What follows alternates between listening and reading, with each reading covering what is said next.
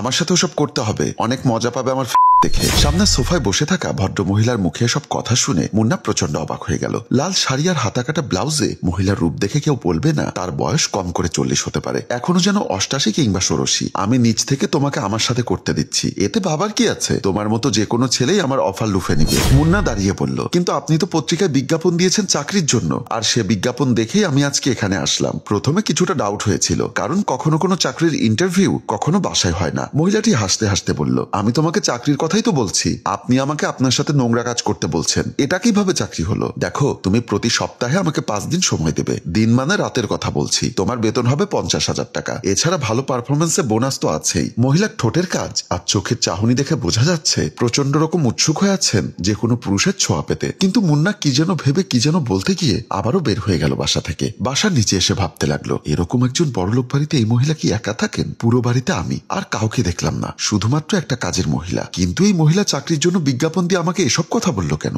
আর এই কাজের জন্য 50,000 টাকা বেতন অফার করলো। মুন্নার মাথায় কিছুই আসছে না। পরদিন একটা রেস্টুরেন্টে মুন্না দেখা করলো তানিয়ার সাথে। তুমি কি এখনো কোনো চাকরি পাচ্ছ না? তোমার কথাটা আমি কি করে বাসায় বলবো বলো তো? দেখো, আমি কিন্তু তোমাকে আবারও বলছি, আমাকে বিয়ের জন্য খুব চাপ দিচ্ছে। তাছাড়া তুমি বেকার বসে আছো আজকে 2 বছর। একটা যোগ্যতা সম্পন্ন মানুষ 2 বছরেও কিভাবে একটা ভালো চাকরি পায় না সেটা আমার বুঝে আসে না। আমি তো অনেক চেষ্টা করছি। হ্যাঁ, চেষ্টা করছো তো। আর এই কথাটা শুনে আসছি আমি আজকে 2 বছর ধরেই। আমার এসব ভালো লাগছে না। চাকরি পেলে আমাকে জানাবে, না হলে কিন্তু আমি যখন তখন বিয়ে করে ফেলবো। রাতের বেলা বিছানায় বসে মুন্না ভাবতে লাগলো, মাস্টার্স শেষ করেছে আজকে 2 বছর হয়ে গেল, কিন্তু এখনো পর্যন্ত একটা চাকরি কিছুতেই সে ম্যানেজ করতে পারছে না। তাছাড়া এ যুগে ঘুষ দেবার মতো ক্ষমতা তার নেই। এছাড়াও তার কোনো মামা খালু বা চাচা নেই যে তাকে অনায়াসে কোনো একটা ভালো চাকরি এনে দিবে। ভালো চাকরি সে তো অনেক দূর, একটা দারোয়ানের চাকরি পর্যন্ত পাচ্ছে না সে। তখনই হঠাৎ মনে পড়লো ওই মহিলার কথা। মোবাইলে বিজ্ঞাপন দেখে দ্রুত ছুটে গিয়েছিল সে, কিন্তু সেখানে গিয়ে ওই মহিলার এসব কথাবার্তা শুনতে হবে সেটা মুন্না ভাবতে পারেনি। মনে মনে ভাবতে লাগলো একবার ওই মহিলার কাজ করবে কিনা।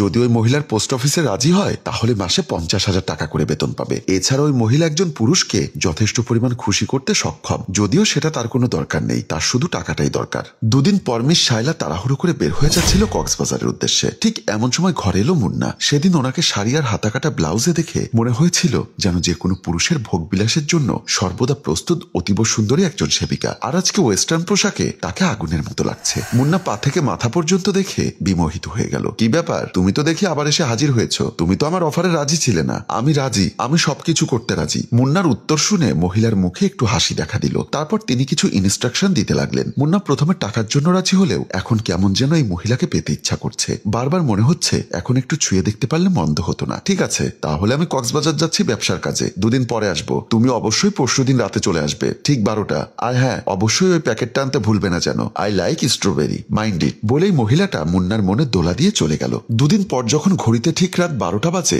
মুন্না ওই মহিলার বাড়ির গেটের সামনে এসে দাঁড়ালো। তারপর তার গার্লফ্রেন্ড তানিয়াকে ফোন করে বলল, হ্যালো, হ্যাঁ বলো, এত রাতে কেন ফোন করেছো? তাছাড়া আমি তো তোমাকে বলেছিলাম চাকরি পেলেই আমাকে ফোন করবে, না হলে ফোন করবে না। মুন্না হাসি মুখে বলল, আমি চাকরি পেয়েই তোমাকে ফোন করেছি ডার্লিং। কি বলছো, তুমি সত্যি চাকরি পেয়েছো? হ্যাঁ। বেতন কত জিজ্ঞাসা করো? কত?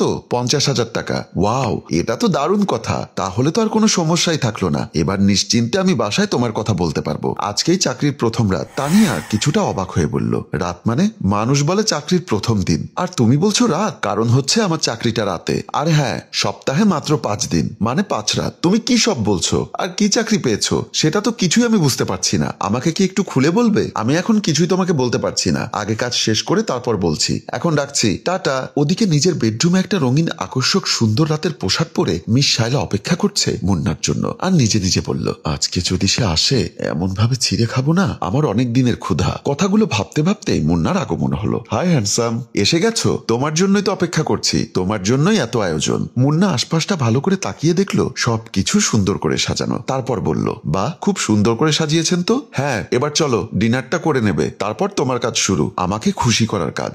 আমার এত ধৈর্য নেই। প্রথমে কাজটা টাকার জন্য করতে রাজি হয়েছি, কিন্তু এখন আপনাকে পাওয়ার জন্য আমার ভেতরে 160 কিলোমিটার বেগে তুফান বয়ে যাচ্ছে। অনেক কষ্টে হাতের কাজ না করে সাবধানে সবকিছু বাঁচিয়ে রেখেছি, আমি এখনই সবকিছু চাই। এই বলেই শায়লাকে টেনে ধরল মুন্না। তারপর দুজন দুজনের দিকে বিমোহিত চোখে তাকিয়ে একজন আরেকজনের মধ্যে হারিয়ে যাবার জন্য প্রস্তুত হলো। মুন্না যেই তার স্বাদ নিতে যাবে অমনি দেখলো সেই একই পোশাকে তার গার্লফ্রেন্ড তানিয়াকে ধরে আছে। চট করে ছেড়ে দিয়ে ভালো করে তাকিয়ে দেখলো সে মিস শায়লাকেই ধরেছিল। হয়তো তার চোখের ভুল। কি হলো, এসো। শায়লার আবেগময়ী আহ্বান মুন্নাকে আর সোজা হয়ে দাঁড়িয়ে থাকতে দিল না। মুন্না শায়লার হাত ধরে টেনে তাকে বিছানায় ধাক্কা মারল। কি আশ্চর্য, বিছানায় পড়ার পর সে দেখতে পেল তানিয়া শুয়ে আছে। মুন্না ভালো করে চোখ কচলে আবারও খেয়াল করে দেখলো শায়লা শুয়ে আছে আর তাকে ডাকছে। তারপর সে একটা শয়তানের হাসি দিয়ে ঝাঁপিয়ে পড়তে যাবে, আবারও দেখলো একই পোশাকে তানিয়াই শুয়ে আছে। তারপর সে ছিটকে কিছুটা দূরে সরে গেল। না না, ভুল হচ্ছে, সবকিছু ভুল হচ্ছে, আমার কিছুই ঠিক লাগছে না। কি ব্যাপার, কি ভাবছো তুমি? এত কিছু ভুল হয়ে যাচ্ছে, সব উলট পালট হয়ে যাচ্ছে,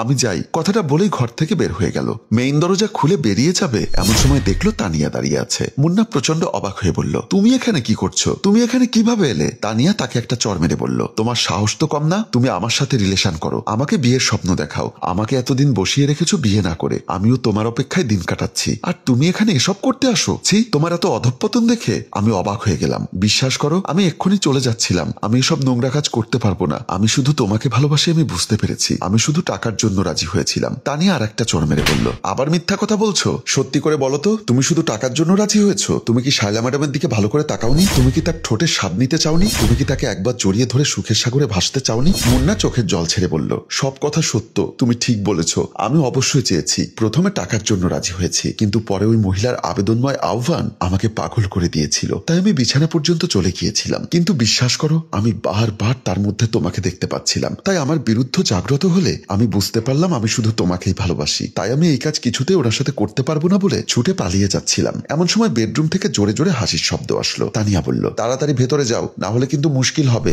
মানে তানিয়া, তুমি আমাকে ভেতরে যেতে বলছো?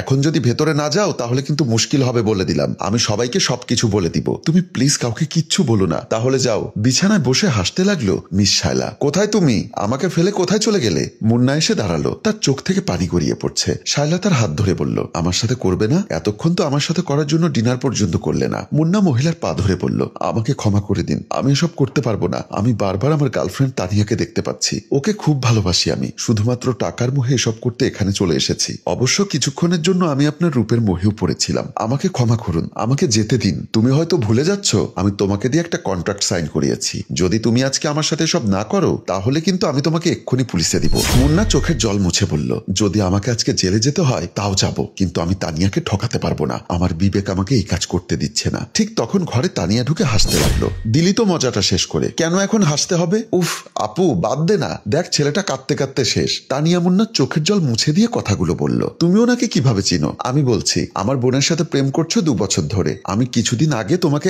একটা জায়গায় আমার বোনের সাথে তোমাকে দেখে ফেলি, তুমি বেকার শুনে আমি প্রথমে রিজেক্ট করে দিলাম, কিন্তু আমার বোন তোমার প্রেমে এতটাই মজে গেছে তোমাকে ছাড়া নাকি কাউকে বিয়ে করবে না। যার হাতে আমার বোনকে তুলে দিব তাকে একটু যাচাই বাছাই করার লোভ সামলাতে পারলাম না, তাই বিজ্ঞাপন দিলাম চাকরির, আর সেটা আমার বোনকে দিয়ে তোমার কাছে পৌঁছালাম। তানিয়া আর তার বোন হাসতে লাগলো, আর মুন্না চোখের জল মুছে বোকা বনে গেল। সম্মানিত ভিউয়ার্স, গল্পটি কেমন লাগলো অবশ্যই কমেন্ট করে জানাবেন।